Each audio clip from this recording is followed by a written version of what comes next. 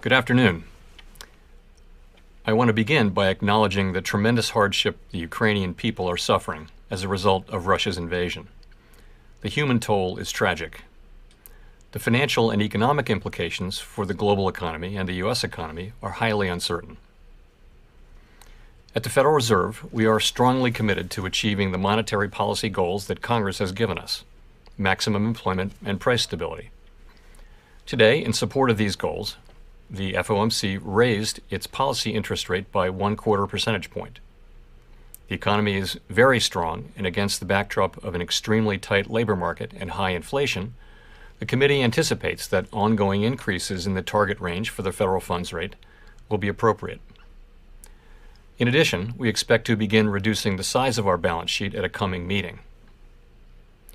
Economic activity expanded at a robust 5.5% pace last year, reflecting progress on vaccinations and the reopening of the economy, fiscal and monetary policy support, and the healthy financial positions of households and businesses.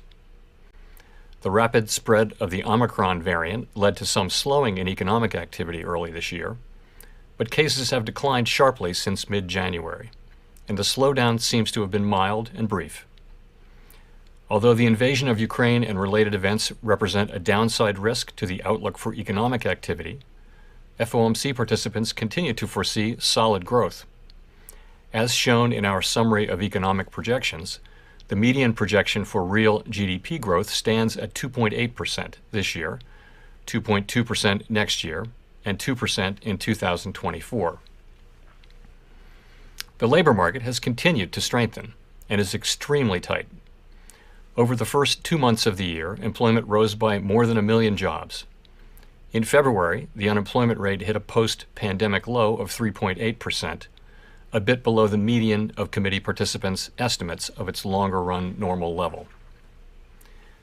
The improvements in labor market conditions have been widespread, including for workers at the lower end of the wage distribution, as well as for African Americans and Hispanics. Labor demand is very strong, and while labor force participation has increased somewhat, labor supply remains subdued. As a result, employers are having difficulties filling job openings, and wages are rising at their fastest pace in many years. FOMC participants expect the labor market to remain strong, with the median projection for the unemployment rate declining to 3.5% by the end of this year and remaining near that level thereafter. Inflation remains well above our longer-run goal of 2%. Aggregate demand is strong, and bottlenecks and supply constraints are limiting how quickly production can respond. These supply disruptions have been larger and longer lasting than anticipated, exacerbated by waves of the virus here and abroad, and price pressures have spread to a broader range of goods and services. Additionally, higher energy prices are driving up overall inflation. The surge in prices of crude oil and other commodities that resulted from Russia's invasion of Ukraine will put additional upward pressure on near-term inflation here at home. We understand that high inflation imposes significant hardship, especially on those least able to meet the higher costs of essentials like food, housing, and transportation. We know that the best thing we can do to support a strong labor market is to promote a long expansion, and that is only possible in an environment of price stability.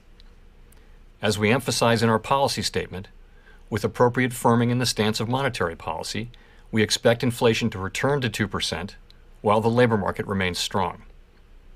That said, inflation is likely to take longer to return to our price stability goal than previously expected.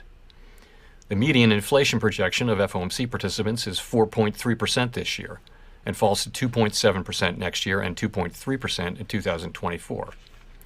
This trajectory is notably higher than projected in December, and participants continue to see risks as weighted to the upside. The Fed's monetary policy actions have been guided by our mandate to promote maximum employment and stable prices for the American people. Our policy has been adapting to the evolving economic environment, and it will continue to do so.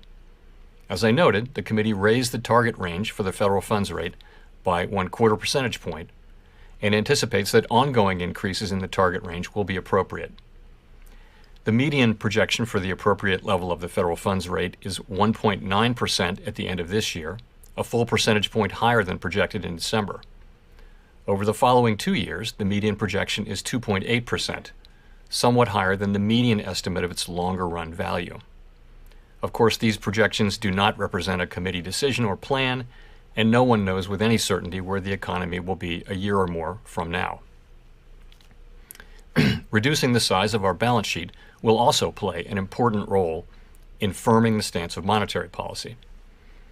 At our meeting that wrapped up today, the committee made good progress on a plan for reducing our securities holdings, and we expect to announce the beginning of balance sheet reduction at a coming meeting. In making decisions about interest rates and the balance sheet, we will be mindful of the broader context in markets and in the economy, and we will use our tools to support financial and macroeconomic stability. As we noted in our policy statement, the implications of Russia's invasion of Ukraine for the U.S. economy are highly uncertain. In addition to the direct effects from higher global oil and commodity prices, the invasion and related events may restrain economic activity abroad and further disrupt supply chains, which would create spillovers to the U.S. economy through trade and other channels. The volatility in the financial markets, particularly if sustained, could also act to tighten credit conditions and affect the real economy. Making appropriate monetary policy in this environment requires a recognition that the economy often evolves in unexpected ways. We will need to be nimble in responding to incoming data and the evolving outlook. And we will strive to avoid adding uncertainty to what is already an extraordinarily challenging and uncertain moment. We are attentive to the risks of potential further upward pressure on inflation and inflation expectations. The committee is determined to take the measures necessary to restore price stability. The American economy is very strong and well positioned to handle tighter monetary policy. To conclude, we understand that our actions affect communities, families, and businesses across the country. Everything we do is in service to our public mission. We at the Fed will do everything we can to achieve our maximum employment and price stability goals. Thank you. I look forward to your questions. Thank you. Let's go to Gina at the New York Times. Hi, Chair Powell. Thank you so much for taking our questions. I wonder if you could detail your thinking a little bit about how you're considering the risks of going too fast and potentially tipping the economy into recession, and how you're weighing those risks against the possibility of going too slowly, allowing inflation to become embedded and kind of getting behind the curve. So I guess I would start by saying that, in my view, the probability of a recession within the next year is not particularly elevated. And why do I say that? Aggregate demand is currently strong, and most forecasters expect it to remain so. If you look at the labor market, also very strong. Conditions are tight, and payroll job growth is continuing at very high levels. Household and business balance sheets are strong. And so all signs are that this is a strong economy, indeed one that will be able to flourish, not to say withstand, but certainly flourish as well in the face of less accommodative monetary policy. So I guess that's how I would say I'm looking at that. Of course, the objective is to achieve price stability while also sustaining a strong labor market, and that is our overall objective. But we do feel the economy is very strong and well positioned to withstand tighter monetary policy. Thank you. Let's go to Howard at Reuters. Hi, Chair Powell. I was wondering, in the SEPs, you have quite a markdown to GDP from 4 to 2.8%. I'm wondering, how much of that do you feel is a result of the Fed's stiffer than expected action here? We talk about monetary policy operating with a lag, but is this going to bite quicker than expected? I don't think that's a big piece of it, actually. I think some of that is just an early assessment of the effects of spillovers from the war in Eastern Europe, which will hit our economy through a number of channels. Highly uncertain, but you're looking at higher oil prices, higher commodity prices. It'll be so that we think that will weigh on GP to some extent. So that's part of what moved those assessments down. I think generally monetary policy works with a lag, so some of that would also be in there. But remember as well that 2.8% is still very strong growth. If we think that the potential growth rate of the economy is somewhere between somewhere around 1.75%, 2.8%, is strong economic growth. It would have been one of the strongest years, in fact, of the last expansion. So while it's lower than last year's 5.8%, it's still quite strong growth. So I would say it's quite a strong forecast. So in that context, what would trigger you to go faster or slower on the rate hikes? Ongoing increases doesn't really tell us whether this is going to come in bigger chunks or evenly paced through the year. Yeah, so the way we're thinking about this is that every meeting is a live meeting, and we're going to be looking at evolving conditions. And if we do conclude that it would be appropriate to move more quickly to remove accommodation, then we'll do so.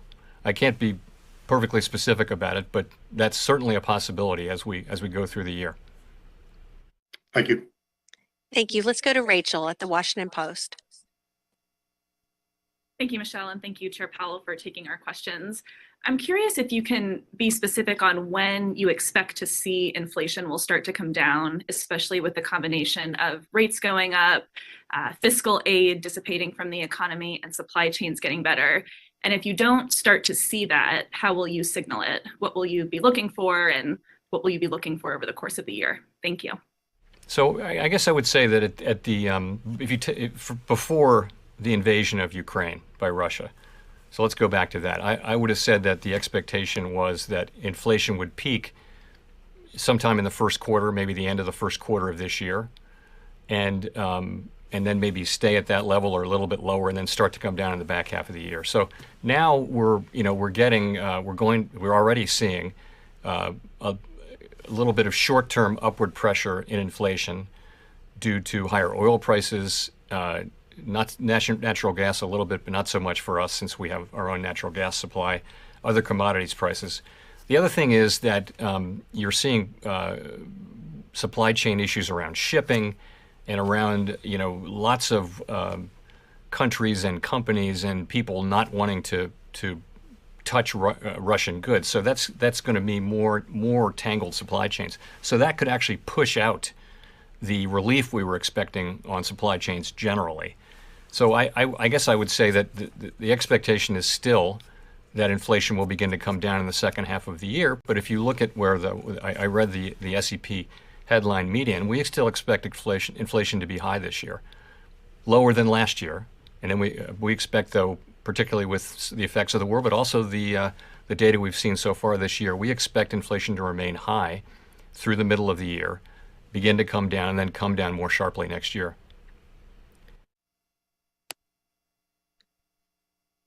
Let's go to Nick at the Wall Street Journal. Nick Timmeros of the Wall Street Journal. Chair Powell, over the last 6 months, the Fed has shifted its policy stance quite a bit. 6 months ago, you were still buying assets.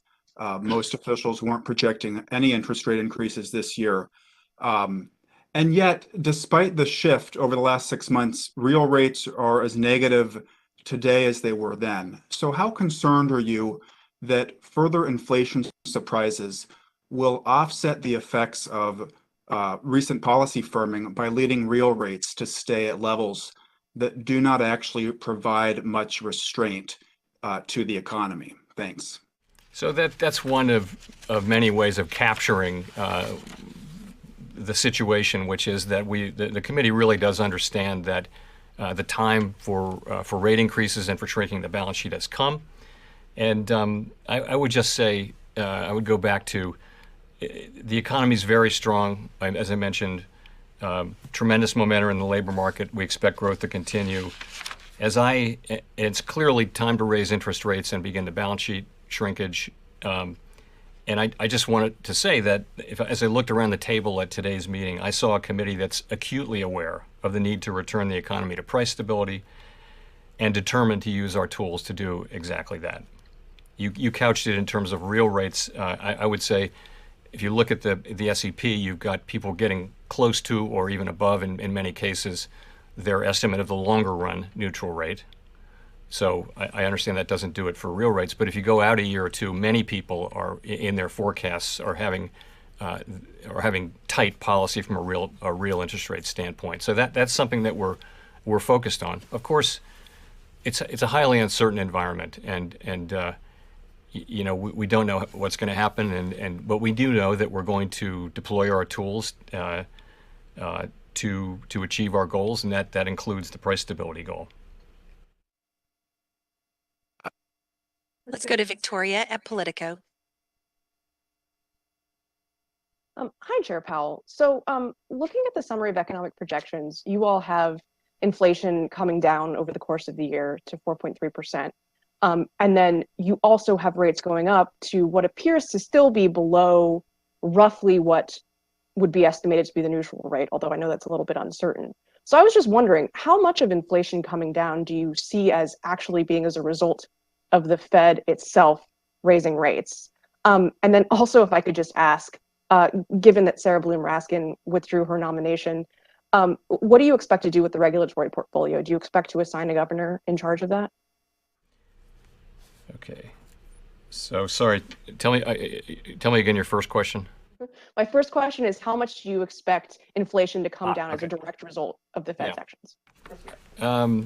Okay, so part of inflation coming down at the very beginning is clearly to do with factors other than our policy, and those would include potentially the supply chains getting a little bit better. Certainly base effects. You're lapping, as you know, when you look at a 12-month trailing window, you're lapping very high inflation in March, April, May, June of last year. So there should be some effects from that in the 12-month picture. Really, what we're looking for, though, is month-by-month inflation coming down, and so it's really it's all the things we've been talking about, that really haven't helped much, including the shift away from goods and back to services, including supply chains getting better, including labor force participation, all those things that have been sticky and not happening.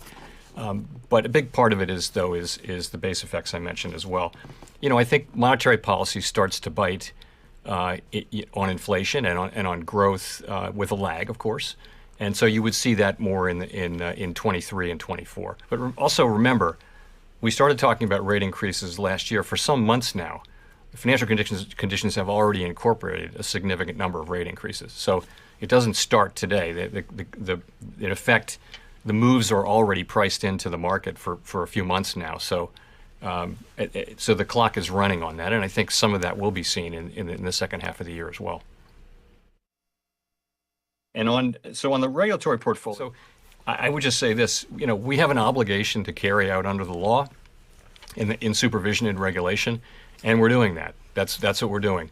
The committee is not active, so what's happening is things are coming to the full board, and we're voting on them. We're getting our business done. We got the stress tests done. We've looked at a number of proposals for mergers and things like that. So we're working ahead. Of course, we don't have a vice chair for supervision, as you mentioned, but we're making do with the situation we have, and a good number of things have come straight to the board for approval. Let's go to Neil Irwin at Axios.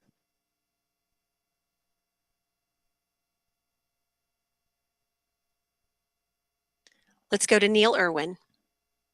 Hi, Chair Powell. It's Neil Irwin at Axios. Thanks for taking our questions. In the Statement of Economic Projections, we see a forecast of median 1.9% Fed fund rate at the end of the year, 2.8 end of next year. Wondered whether that aligns with your own expectations, in particular on that point of overshooting the long-term neutral rate. And also, if you can tell us anything about how that might be paced, front-loaded, back-loaded, how high is the bar for doing 50 at one meeting? So I don't, Neil, I've never talked about my own SCP projection. It's in there, but I think Fed chairs have generally not done that because we just haven't done it. It's because we have to put together the consensus on the committee and present that consensus. So I wouldn't talk about my individual one. And in terms of the pacing of it, I would just point out that there's 7 remaining meetings this year. This isn't something we discuss or debate or agree on, but there's 7 remaining meetings and there's 7 rate hikes.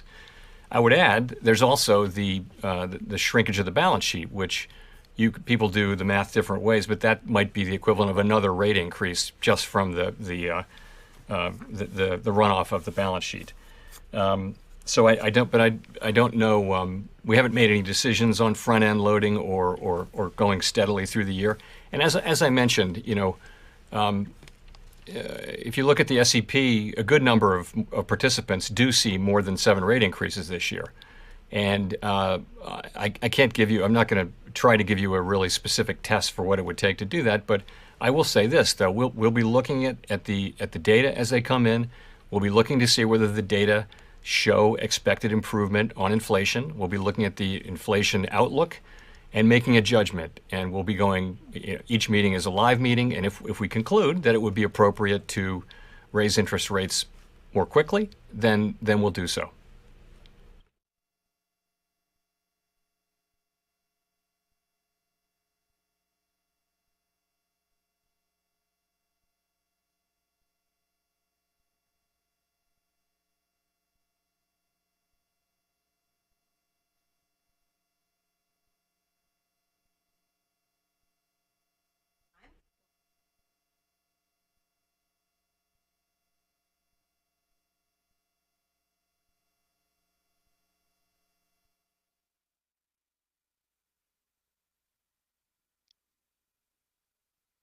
One second.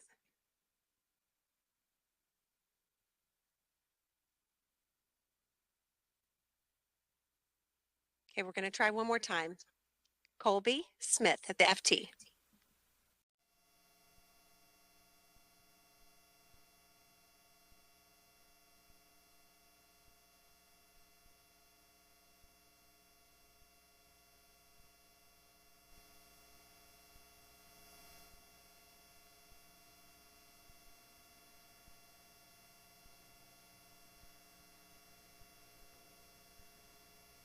Okay, we'll come back to Colby. Let's go to Edward Lawrence.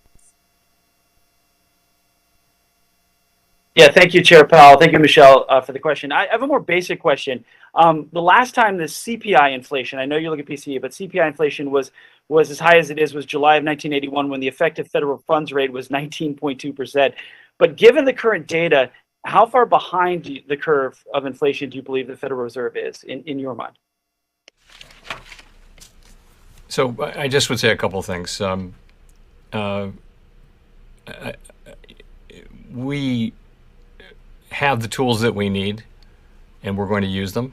And as you can see, we have a plan over the course of this year to raise interest rates steadily and also to run off the balance sheet. We will take the necessary steps to ensure that high inflation does not become entrenched, while also supporting a strong labor market. And as I mentioned, if we conclude that it would be appropriate to move more quickly, we'll do so. I leave it to others to make the judgment you ask for. And then just as a follow on that, I wanted to get you on the record on this. What impact has there been on your job, given the fact that you...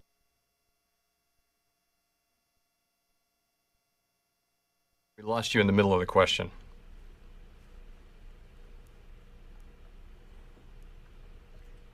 Edward, can you repeat that question? The impact that, given you're not actually confirmed and Governor Brainerd is not actually confirmed, has there been any impact on your job or the Fed's ability to handle inflation? None whatsoever.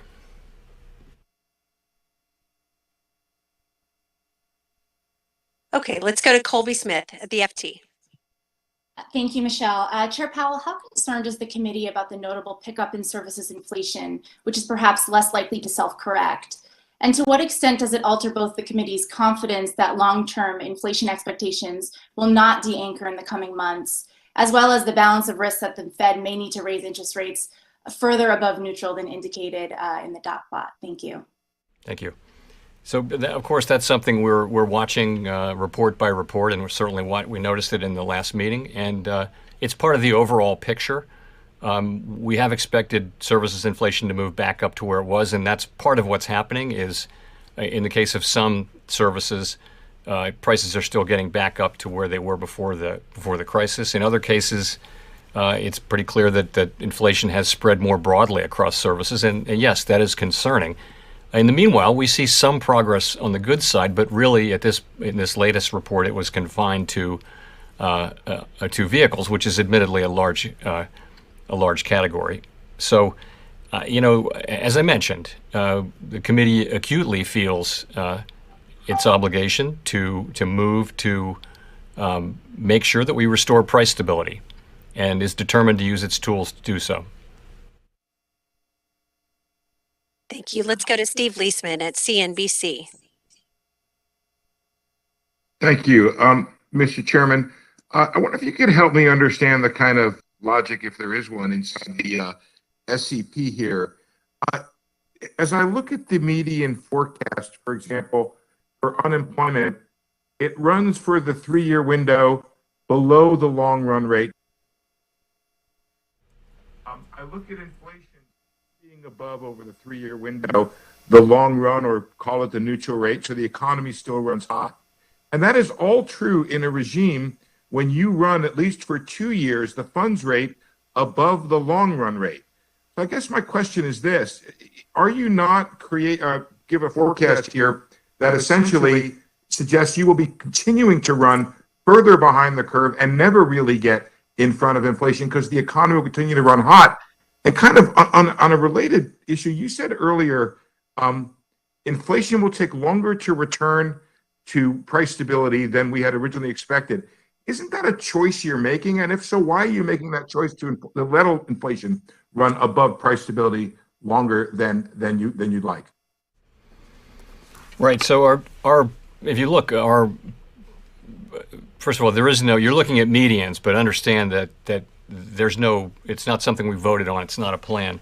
But if you look, people do have their by the end of this year, broadly people are at or close to, or in some cases above, their estimates of longer run neutral interest rate. Okay, so that should stop pushing. That should, in other words, that should be a removal of accommodation for monetary policy, basically. At the same time, we will have done significant balance sheet runoff, and you can think of that as further.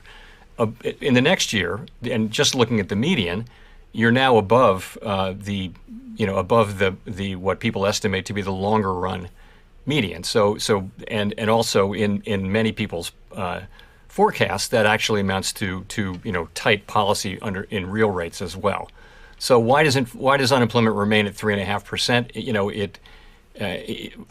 A couple points. One is the connection between in the economy we had before the pandemic, the connection between inflation and the level of the unemployment rate was not very tight. But this is clearly what this is an expectation that really it amounts to the idea that wage increases, which are now running above the level that would be consistent over the long run with 2% inflation, will move back down to levels which are still very attractive, full economy full employment kind of wages, but not to a point where they're pushing up inflation anymore. And as I mentioned, there are a lot of factors causing inflation to come down. The reality is there are many moving pieces, and we don't know what will actually happen. But no matter what happens, this is a committee that is determined to use its tools to make sure that higher inflation does not become entrenched. And so we are determined on that front, and we'll deal with what comes.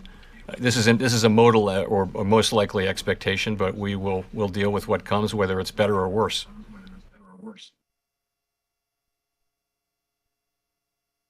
Thank you. Let's go to Chris Rugaber at the AP. Hi, thank you. Well, let me follow up a bit on that. I mean, there are a lot of economists skeptical that you can reduce inflation as much as you've penciled in without raising the unemployment rate. And I'm wondering just what are the mechanisms you see in reducing demand? I mean, outside housing and autos, how do higher Fed rates reduce consumer demand unless it's through higher unemployment? Thank you. Well, if you take a look at today's labor market, what you have is 1.7 plus job openings for every unemployed person.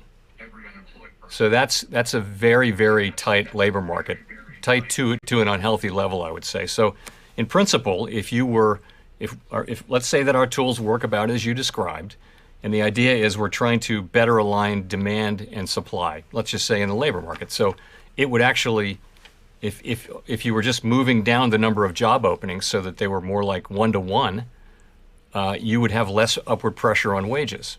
You would have a lot less of a labor shortage, which is going on pretty much across the economy. We're hearing from companies that they can't hire enough people. They're having a hard time hiring.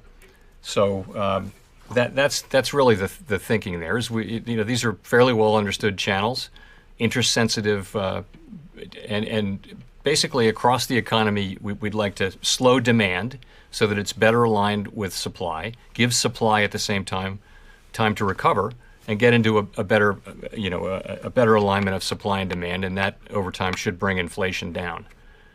And I'll say again, though, we don't have a perfect crystal ball about the future, and we're prepared to use our tools as needed to restore price stability. With as I mentioned in my opening remarks, without price stability, you really can't have a sustained period of maximum employment. It's one of our most fundamental obligations is to maintain and restore, in this case, price stability. So we're very committed to that. Of course, the plan is to restore price stability while also sustaining a strong labor market. That is our intention, and we believe we can do that. But we have to restore price stability. Okay, let's go to Scott Horsley at NPR. Thanks, and I apologize if this covers some of the same ground you just talked about, Mr. Chairman. I think I missed some of your answer there, but I have a follow-up question on the labor force. We have seen some gains in the prime age workforce in the last few months. I wonder what you anticipate when it comes to some of the older workers as the health outlook has changed. Are we going to see more recent retirees following Tom Brady back in the workforce, and what would that mean for wages and inflation? It's hard to say. What we saw in the last cycle was that over the course of a long, steady expansion, labor force participation outperformed expectations, and that was just it was a tight labor market, but it was nowhere near as tight as this labor market, but it was a tight labor market, and so people stayed in the labor force longer. It wasn't so much people coming back in the labor force after retirement. That's not something that happens in the aggregate very much. But so that's what was happening. And more labor force participation is tremendously welcome. And of course, our policy does not in any way preclude that. This is a situation where wages have moved up at the highest rate in a very long time, and people are able to quit their jobs and move to better paying jobs in the same industry or different industry. So it's a really attractive labor market for people. And once, as we get past COVID, well and truly, it becomes an even more attractive one. So we hope that will lead to more labor supply. That's a good thing for the country. It's a good thing for people. And it also will, we think, help relieve some of the wage pressures that do put inflation more at risk. That last part is we'll have to see whether empirically it works out that way. But in principle, it ought to help with inflation as well. It's not the only thing we're looking for, though, from inflation. We're looking for help from a number of different places, and most importantly, from our own policy. Okay, let's go to Rich Miller at Bloomberg. Thank you, Michelle, and thank you, Chair Powell. I'm sorry, I'm having some communication problems, so I've missed some of the stuff you've said, and my apologies if this has been asked. Since the FOMC met last January, financial conditions have tightened markedly. Equity prices down, treasury yields up, bond spreads risen, yield curve has flattened a lot, and even further this today, dollar is up. Is that welcome, and would you like to see more in order to achieve your goals? Thank you. So as you know, policy works through financial conditions. That's how it reaches the real economy, by just the mechanisms you mentioned.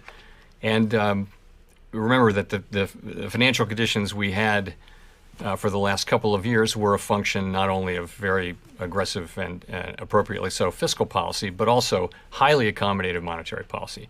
The monetary policy settings that we put in place at the worst parts of the pandemic. So it is very appropriate to move away from those. And yes, that will lead to some tightening in financial conditions in the form of higher interest rates and just the sorts of things. We're not targeting any one or more of those things, but financial conditions generally should move to a more normal level, so that because we know the economy no longer needs or wants these very highly accommodative this stance, which so it's time to move to a more normal setting of financial conditions, and we do that by moving monetary policy itself to more normal levels. When you say move to a more normal setting for financial conditions, that suggests to me that you want financial conditions to tighten further from where we are now. Am I drawing the right inference from that? Well, yes. So I would say we look at a broad range of financial conditions, and of course, when we tighten monetary policy, we do expect that they will adjust in sync over time with monetary policy. It's not any particular financial condition, but a broad range of financial conditions. They will reflect, to some extent, they reflect any number of things. But yes, we need our policy to transmit to the real economy, and it does so through financial conditions, which means as we tighten policy or remove accommodation so that it's at least less accommodative, that broader financial conditions will also be less accommodative. Thank you. Just a little housekeeping note. Those of you in this call may be having some tech issues. If so, I understand the broadcast is coming through clearly on www.federalreserve.gov. So you might go there for the audio. And now we'll go to Jean Young.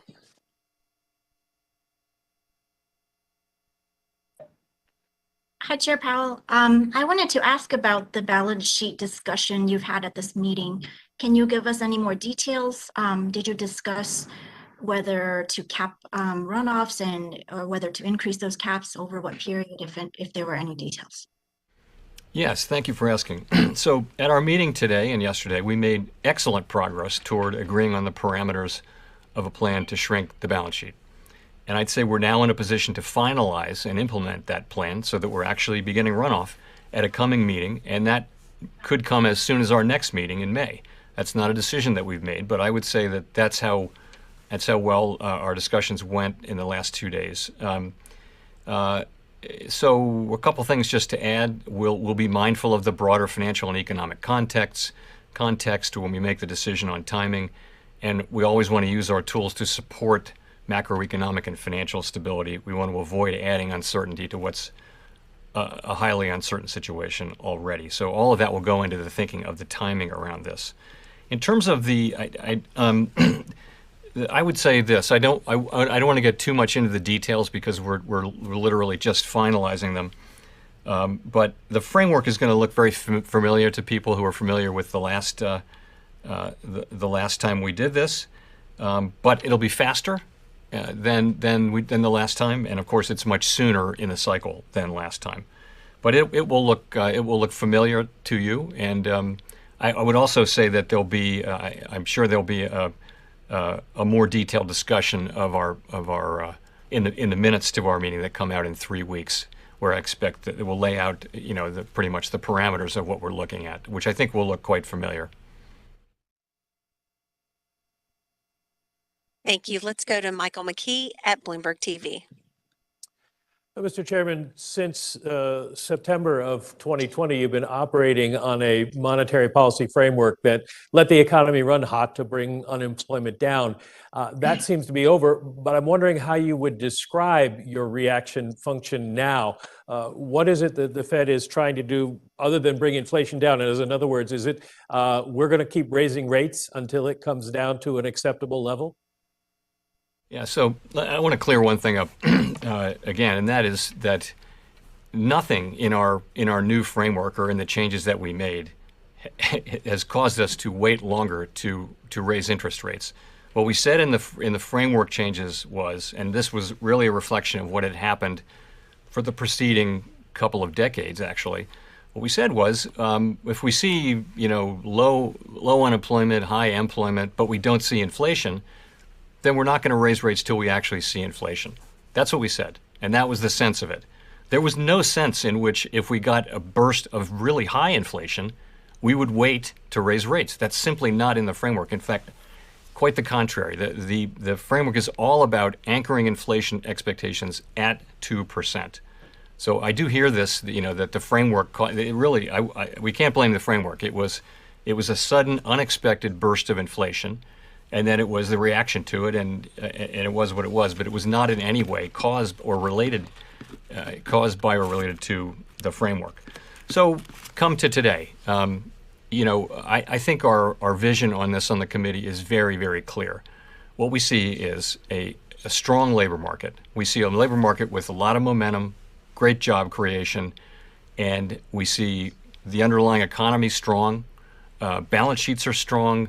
Yes, there are threats to growth from what's going on in Eastern Europe, but nonetheless, in the base case, there's a pretty broad expectation of strong growth. But inflation is far above our target. And the help we've been expecting and other forecasters have been expecting from supply side improvement, labor force participation, bottlenecks, all those things getting better, it hasn't come. And so we're looking now to using our tools to restore price stability, and we're committed to doing that. And you see that, I think, in the summary of economic projections, and you see that in the decision we make, and you will continue to see it in the decisions we make going forward. If I could follow up by asking, I guess what you'd call it is the Paul Volcker question. You don't think unemployment is going to rise significantly, but if it does that temper your desire to keep raising rates? Well, the goal, of course, is to restore price stability while also sustaining a strong labor market. We have a dual mandate and they're sort of equal. But as I said earlier, price stability is an essential goal. In fact, it's a precondition really for achieving the kind of labor market that we want, which is a strong and sustained labor market. We saw the benefits of a long expansion, a sustained labor market. It pulled people back in, and there were really no imbalances in the economy that threatened the long expansion. The pandemic arrived. It was just a completely exogenous event. So that's how we're thinking about it. We of course want to achieve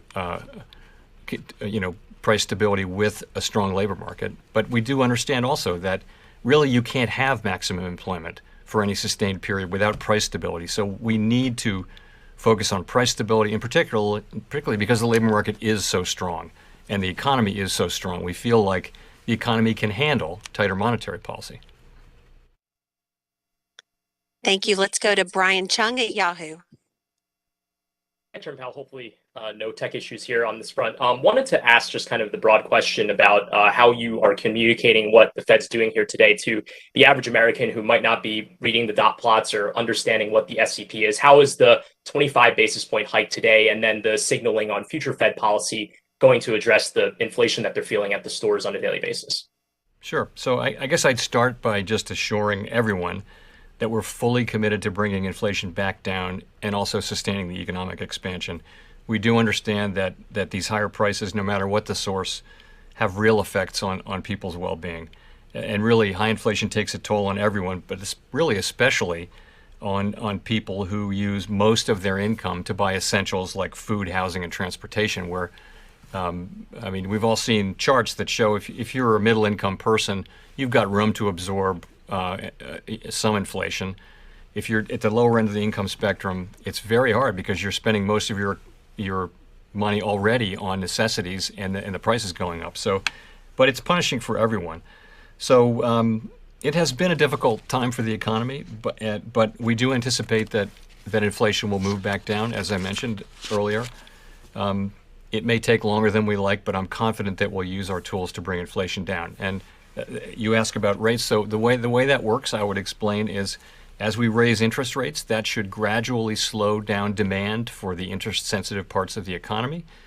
And so what we would see is demand slowing down, but just enough so that it's better matched with supply, and that will bring inflation down over time. That's our plan.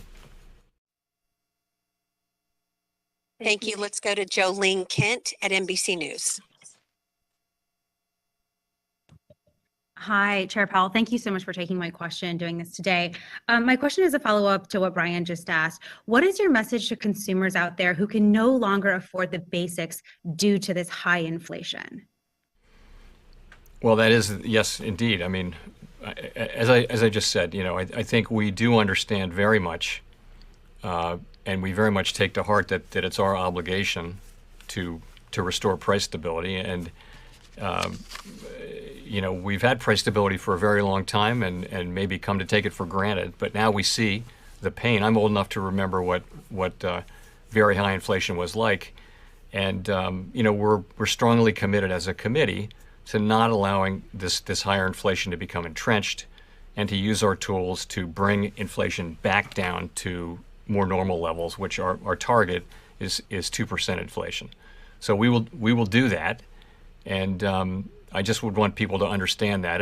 But the way we do that is by raising interest rates and by shrinking our balance sheet, and so financial conditions will become, at the margin, less supportive of various kinds of economic activity. That will slow the economy, while also allowing the labor market to remain very strong. And the good news is the economy and the labor market are quite strong, and that means the economy, we think, can handle interest rate increases. And as a quick follow-up to that, obviously the Federal Reserve walking this very complicated fine line, trying to avoid a recession. For the consumers out there who are worried about their jobs in a possible recession, what do you say to that?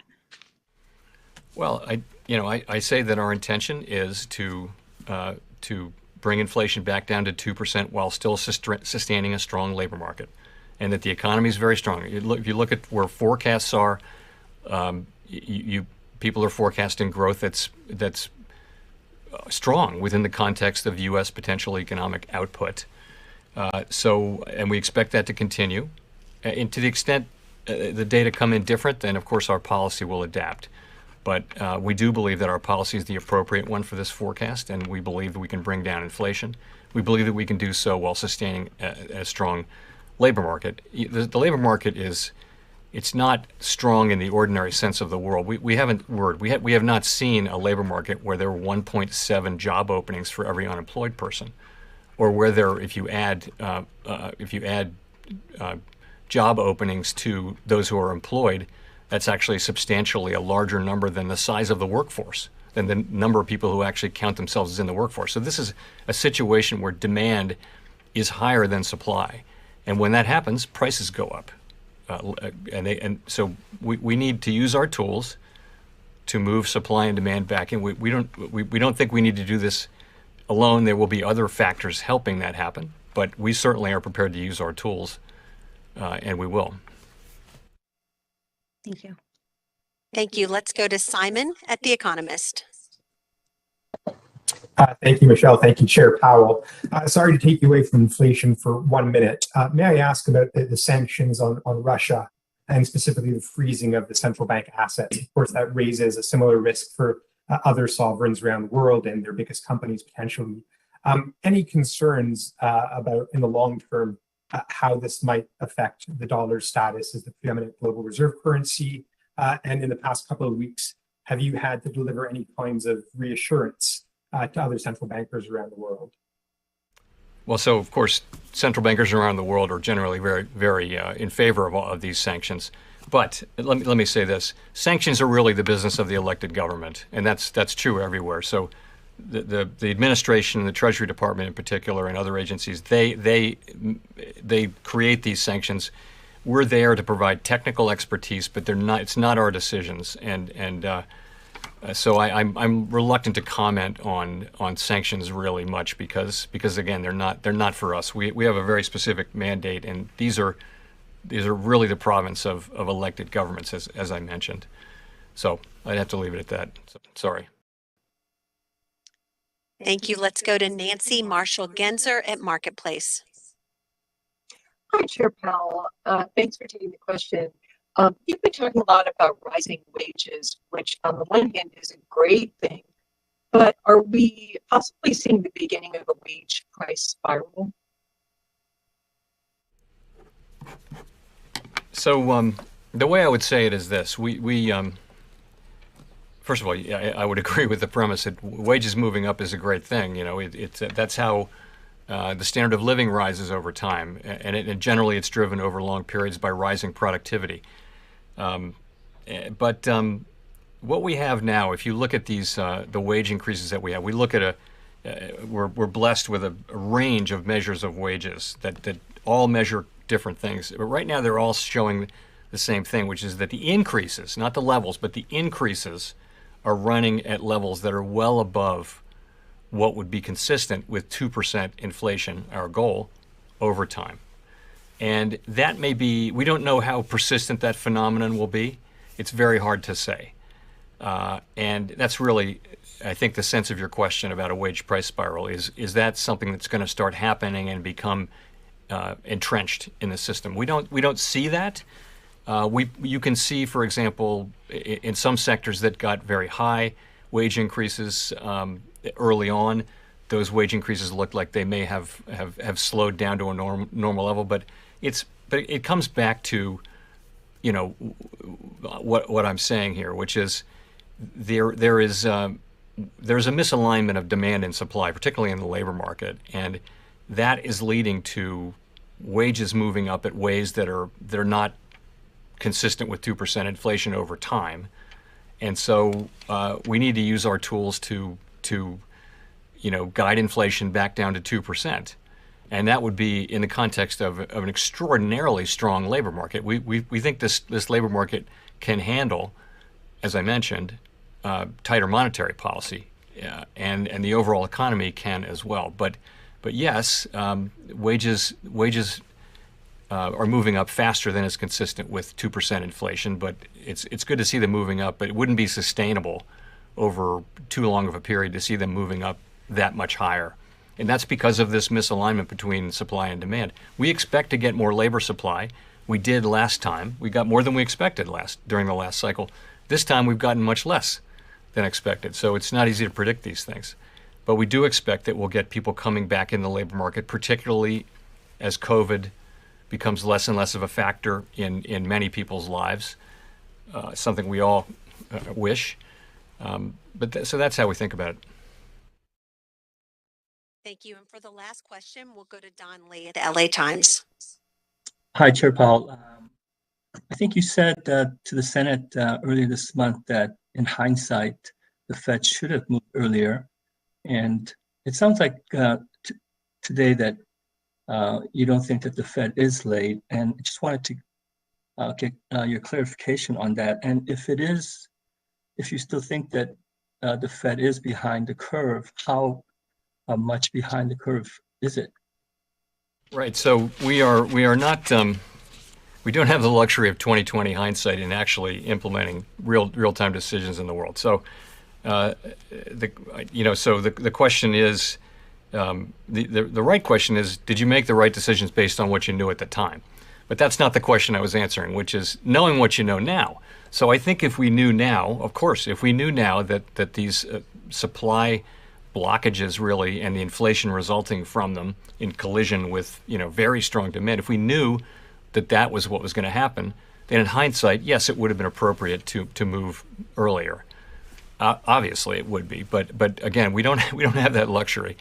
And then but that's a separate question from your other question, which is behind the curve. And I don't have the luxury of looking at it that way. We have our tools, powerful tools, and the committee is very focused on using them. We're acutely aware of the need to restore price stability while keeping a strong labor market.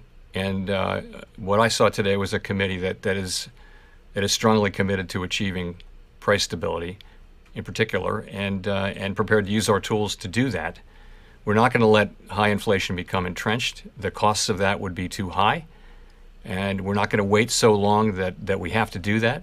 No one wants to have to really put restrictive monetary policy on in order to get inflation back down. So, frankly, the need is one of getting rates back up to more neutral levels as quickly as we practicably can, and then moving beyond that if that turns out to be appropriate. And as you can see, it is appropriate in the sense to people's SEPs. They do write down levels of interest rates that are above their estimate of the longer run neutral rate.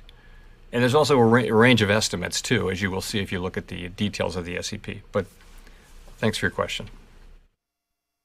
Okay. Thank you all. Thanks, Mr. Chair. Thank you.